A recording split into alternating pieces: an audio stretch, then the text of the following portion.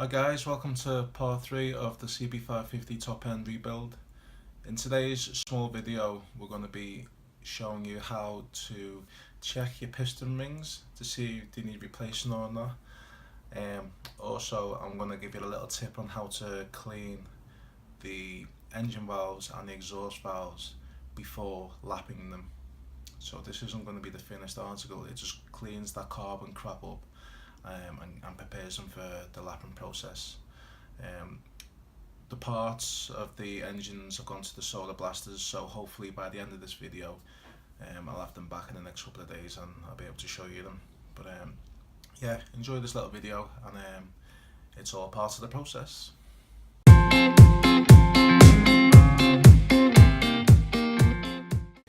So the tools that we're going to be needing for this job is screwdriver or drill, whatever you want to call it, a scotch pad, piece of tubing. What you need to do is cut about an inch and a half of this, like this for example, and this goes on the end of the valve stem, just so you don't ruin it when you're putting it into the screwdriver. So put that on like that, and you fit it in.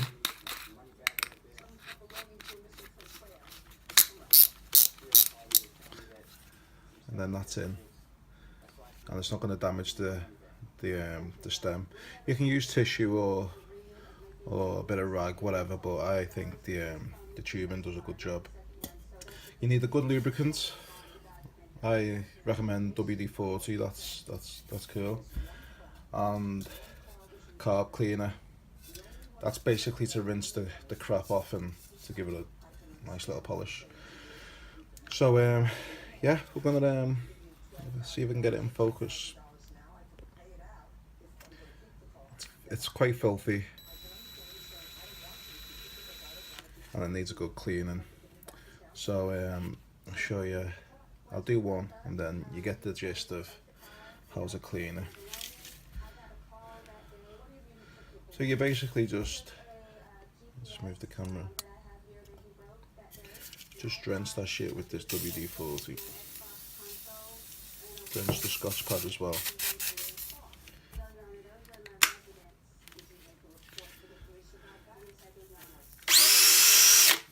And just polish it. I mean, already you can see that shining. Looks great.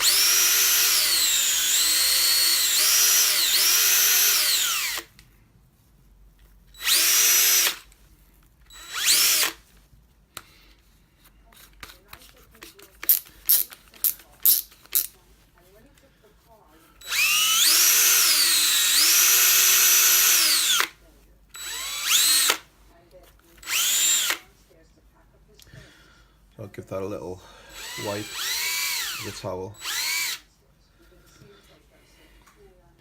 and then a bit of a rinse with the carb cleaner. Get that WD-40 off, give it another polish.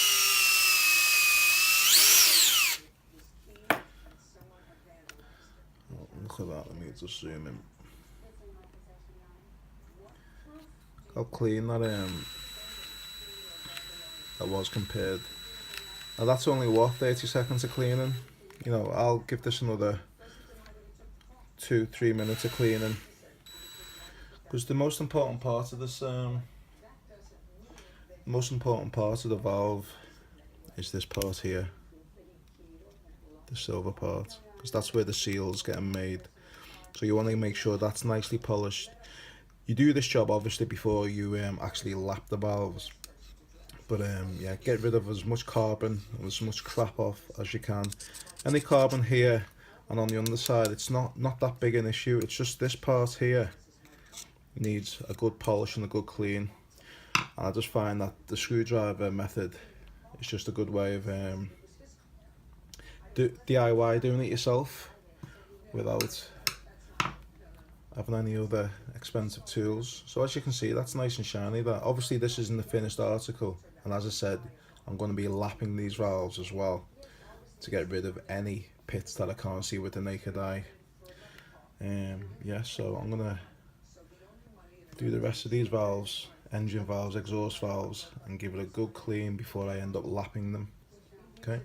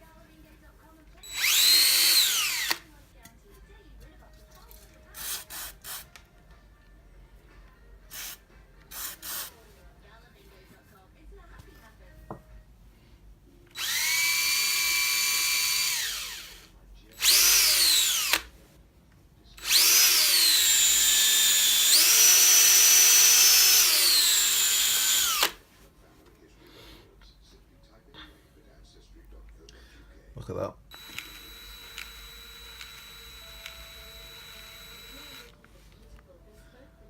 And there's one that I haven't done. See if we can compare them both. Look how dirty that one is. Look how clean that one is. Clean enough anyway, before the lapping process.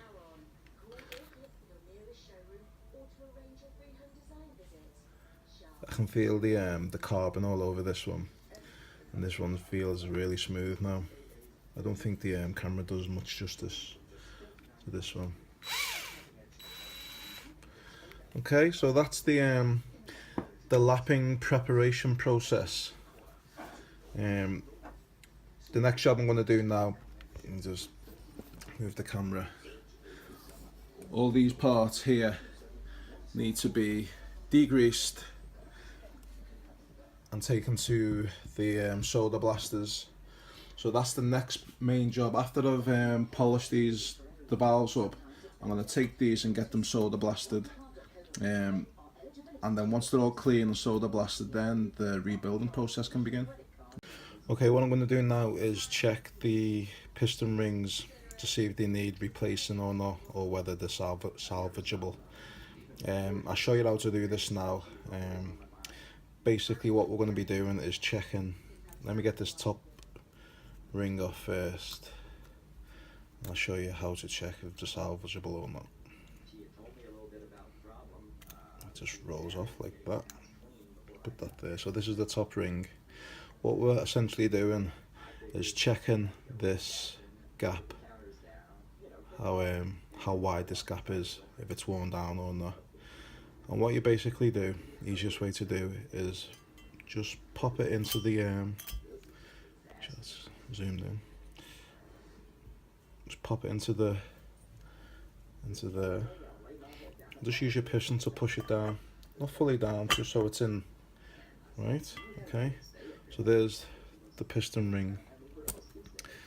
Let me just zoom in so you can see what I'm doing exactly. Okay. And what we're essentially doing is checking how wide this gap is. Now in the manual it says it should be between 5 and 13,000. I haven't got a 13,000, but what I have got is a 12. So if this easily fits, then you know the 13 is going to fit, and possibly a 14. And then you know it needs replacing. So let me just check. Look at that. That just slides right in, and it's rattling. So if you can see that, this is a 12 thou. and that's easily fitting in, and it's rattling. So that's I know that's bigger than the 13,000. So it's time to replace this one, and if this one's worn down, the second and the third will probably be worn down too. So I'll just go ahead and check the other piston ring.